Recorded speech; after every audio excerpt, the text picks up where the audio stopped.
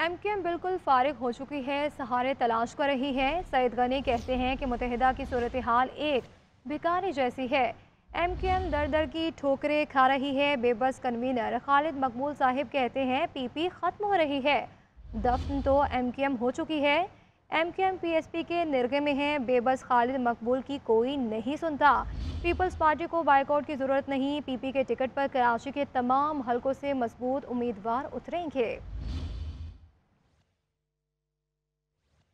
समझता हूँ कि इस वक्त कराची की सियासत का एक मुर्दा घोड़ा है और वो फारिग हैं। और इस बात का अंदाज़ा आप इस चीज़ से भी लगा सकते हैं कि एमक्यूएम हमेशा दावा करती थी कि हम किसी के साथ सियासी और इंतखाबी इत्तेहाद नहीं करेंगे। आज वो दर दर धक्के खा रहे हैं कि हमारे साथ सियासी इत्तेहाद कर लो। आज एमक्यूएम की जो सूरत हाल है वो एक भिखारी की है और जो दर दर धक्के खाकर भीख मांगता है कि खुदा के वास्ते मेरी कुछ मदद करो, मेरी कुछ इमदाद करो ताकि मैं अपनी ज़िंदगी किसी तरह गुजार सकूं। और मुझे तो हैरत होती है जब वो पीपल्स पार्टी पर तनकीद करते हैं। और मैं कल कहीं देख रहा था, वो जो बेचारे बेबस इनके कन्वीनर हैं, बेबस खालिद मकबूल साहब, वो ये कह रहे थे कि पीपल्स पार्टी अपनी इनिंग जो है वो ख़त्म हो रही है और हमारी शुरू हो रही है।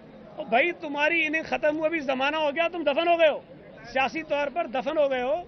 इस वक्त तो जो एमक्यूएम पाकिस्तान थी वो पीएसपी के नरगे में है। और मुझे एक बात बताइए, इस बेबस खालिद मकबूल के अलावा पीएसपी के जो चेहरे हैं वही आपको एमक्यूएम के चेहरे नजर आते हैं। कोई एमक्यूएम पाकिस्तान का मुझे फेस बता दें जो बेचारे बेबस खालिद मकबूल के साथ खड़ा हो। एमक्यूएम बिल्कुल फारिग हो चुकी है, सहारे तलाश कर रही है। सईद गनी कहते हैं मुत्तहिदा की सूरत हाल एक भिखारी जैसी है। एमक्यूएम दर की ठोकरें खा रही है। बेबस कन्वीनर खालिद मकबूल साहब कहते हैं पीपी खत्म हो रही है, दफन तो एमक्यूएम हो चुकी है। एमक्यूएम पीएसपी के निर्गे में है। बेबस खालिद मकबूल की कोई नहीं सुनता। पीपल्स पार्टी को बाइकआउट की ज़रूरत नहीं। हमारे साथ मौजूद हैं रहनुमा एमक्यूएम मोहम्मद हसनैन साहब। हसनैन साहब बहुत मशकूर हैं आपके वक्त के। हसनैन साहब कहिएगा, पीपल्स पार्टी दावा ये कर रही है कि दर हकीकत एमक्यूएम है जिसका खात्मा हो चुका है सिंध से, और एमक्यूएम जो है वो पीएसपी के निर्गे में है। आप सारी सूरत हाल को किस तरह से देख रहे हैं? यार देखो, ये सईद गनी टाइप के जो लोग हैं ये आसिफ जरदारी और बिलावल भुट्टो के नादान दोस्त हैं। ये अपनी इसी किस्म की गिरी हुई हरकतों की वजह से उनकी पॉलिसियों के और उनके मुस्तकबिल को नुकसान पहुंचाते हैं।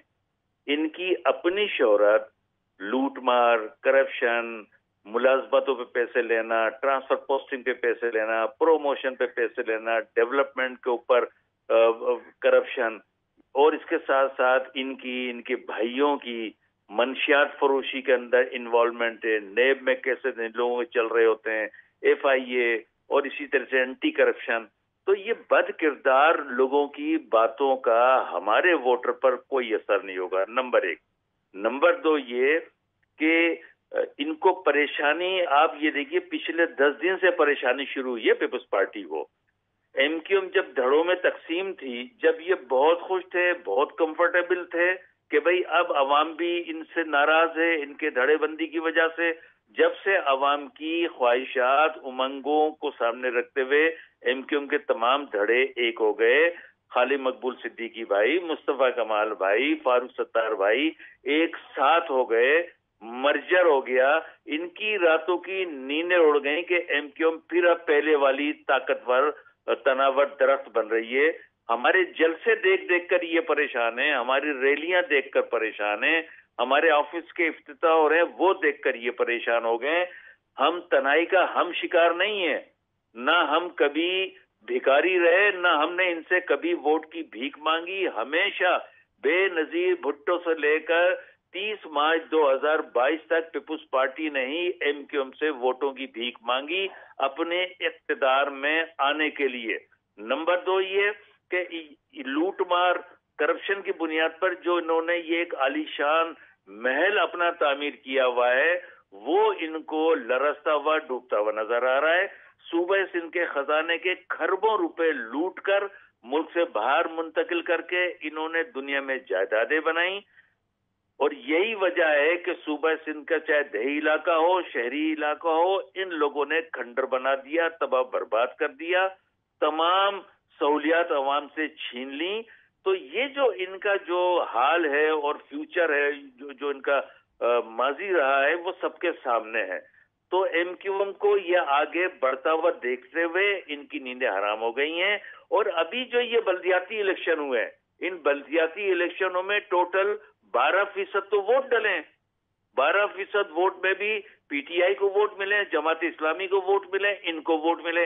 एमक्यूएम की बाइकाट की भीख के नतीजे में इनका मेयर कराची में भी आ गया, इनका मेयर हैदराबाद में भी आ गया। तो भिखारी तो ये हैं, हमारे बाइकाट की भीख के नतीजे में इनको कराची हैदराबाद के मेयर मिल गए। ये चाहते थे कि एमक्यूएम इसी तरह बिखरी रहे, इसी तरह तकसीम रहे, ये आपस में दस्तों गिरेबान रहे, और फिर ये कराची हैदराबाद मीरपुखार नवाबशाह सक्कर के अंदर भी एमक्यूएम का सफाया कर दें और यहाँ पर कब्जा कर लें। तो इनसे कब्जा इंशाल्लाह एमक्यूएम छीन लेगी इनसे कब्जा। आइंदा इलेक्शन में एमक्यूएम अपने ताकत का मुजाहरा करेगी। हुसैन साहब अपने ख्यालात का इज़हार कर रहे थे, जिन इनको वक्त दे रहे थे। सर, आपके वक्त का बहुत शुक्रिया।